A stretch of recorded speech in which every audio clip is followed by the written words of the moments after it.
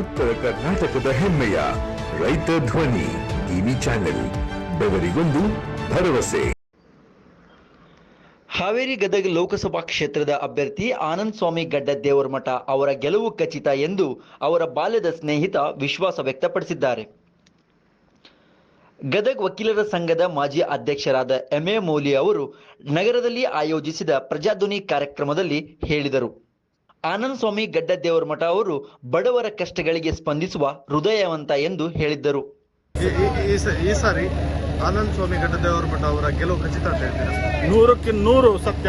ಯಾಕಂದ್ರೆ ಸುಮಾರು ಇವತ್ತಿನ ದಿನ ತಾವೆಲ್ಲ ನೋಡಿರಬೇಕು, ಈ ಕಾರ್ಯಕ್ರಮಕ್ಕೆ 46,000ಕ್ಕಿಂತ ಹೆಚ್ಚಿಗೆ ಜನ ಸೇರಿದ್ರು. ಯಾವುದೇ ಜಾತಿ ಮತ ಧರ್ಮ ಅಲ್ಲದೆ ಪ್ರತಿಯೊಬ್ಬ ವ್ಯಕ್ತಿನೂ ಇಲ್ಲಿ ಬಂದಿದ್ದು ಈ ಕಾರ್ಯಕ್ರಮಕ್ಕೆ. ಇದನ್ನ ಇಷ್ಟೇ ಉದಾಹರಣೆ ಸಾಕು. ಯಾಕಂತಂದ್ರೆ 10 ವರ್ಷದಿಂದ ಅವರು ಮಾಡಿದಂತಹ ಏನು ಅನ್ಯಾಯ ಏನಿದೆ, ಈ ಜನತೆಗೆ ಏನು ಗದಗ ಏನು ಹಾವೇರಿ ಕ್ಷೇತ್ರಕ್ಕೆ ಏನು ಸಮಸ್ಯೆ ಮಾಡಿದ್ದಾರೆ, ಅದರದೇ ಇದು ಇವತ್ತಿನ ದಿನ ಈ ಪ್ರಳಯ ಬಂದಾಗೆ ಜನರು ಸೇರ್ತಾ ಇದ್ದಾರೆ. ಇಷ್ಟೇ ಸಾಕು, ಇದೇ ಉದಾಹರಣೆ ಇವ್ರ ಗೆಲುವಿಗೆ ಅಂತ.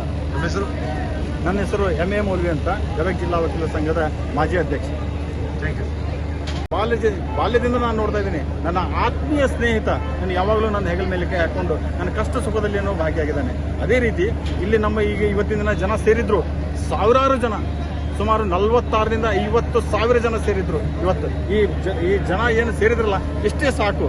ಇವತ್ತಿನ ದಿನ ನಾವು ಹೇಳ್ಬೋದು 100ಕ್ಕೆ 100 60,000ಕ್ಕಿಂತ ಹೆಚ್ಚು ಮತಗಳಿಂದ ನಮ್ಮ ಆನಂದ್ ಗಡ್ಡದೇವರಮಠ ಅವರು ಆಯ್ಕೆ ಆಗ್ತಾರೆ. ಮತ್ತು ಲೋಕಸಭೆಯಲ್ಲಿ ಗದಗ ಕ್ಷೇತ್ರ ಮತ್ತು ಹಾವೇರಿ ಕ್ಷೇತ್ರದಲ್ಲಿ ಇರುವಂತಹ ಸಮಸ್ಯೆಗಳ ಬಗ್ಗೆ ಮತ್ತು ಹೋರಾಟಗಳ ಬಗ್ಗೆ, ಈಗಾಗಲೇ ಏನು ಕಳಸಾ ಬಂಡೂರಿ ಯೋಜನೆ ಬಗ್ಗೆ ಆಯಿತು, ಸಾಕಷ್ಟು ಏನು ರೈತರ ಬಗ್ಗೆ ಏನು ಅನ್ಯಾಯ ಆಗಿದೆ, ಅವರ ಕೂಗಾಗಿ ಈ ಲೋಕಸಭೆಯಲ್ಲಿ ಅವರ ಕೂಗಾಗಿ ಅವರು ತಮ್ಮ ಪ್ರಶ್ನೆಯನ್ನು ಇಡ್ತಾರೆ ಮತ್ತು ಕೆಲಸ ಮಾಡ್ತಾರೆ ಅಂತ ನಾನು ಅನ್ಕೊಂತೀನಿ. ಏನು ಹೇಳಕ್ ಬಯಸ್ತೀರಿ ಸರ್ ಈ ಮಾತಾಡ್ತಿದ್ದು? ಈ ಲೋಕಸಭೆ ಚುನಾವಣೆಯಲ್ಲಿ ಹಾವೇರಿ ಮತ್ತು ಗದಗ ಕ್ಷೇತ್ರಕ್ಕೆ ಆನಂದ್ ಗಡ್ಡದೇವರಮಠ ಅವರು ಈ ಚುನಾವಣೆ ಸ್ಪರ್ಧಿಸ್ತಾ ಇದ್ದಾರೆ. ತಾವೆಲ್ಲ ನೋಡ್ತಾ ಇರಬೇಕು, ಸುಮಾರು 10 ವರ್ಷಗಳಿಂದ ಈಗಾಗಲೇ ಏನು ಆಯ್ಕೆ ಆಗಿದ್ರು, ಬಿಜೆಪಿಯಿಂದ ಏನು ಆಯ್ಕೆ ಆದಂಥ ಅಭ್ಯರ್ಥಿ ಉದಾಸಿ ಅವರು ಯಾವಾಗಲೂ ಮರಳಿ ನೋಡಲಿಲ್ಲ. ಯಾರಿಗೂ ಏನು ಅವ್ರ ಕಷ್ಟ ಸುಖದಲ್ಲಿ ಯಾರೂ ಅದರಲ್ಲಿ ಭಾಗ ಆಗಲಿಲ್ಲ. ಎಂಥ ಕರೋನಾ ಬಂತು, ಅದರಲ್ಲಿ ಯಾವುದೂ ಭಾಗ ಆಗಲಿಲ್ಲ. ನಮ್ಮಲ್ಲಿ ಎಷ್ಟು ಮಳೆಯಾಗಿ ಎಲ್ಲ ಸಾಕಷ್ಟು ರೈತರೆಲ್ಲ ಸಮಸ್ಯೆಗಳು ಸಿಲ್ಕೊಂಡ್ರು, ಅವಾಗಲೂ ಬರಲಿಲ್ಲ.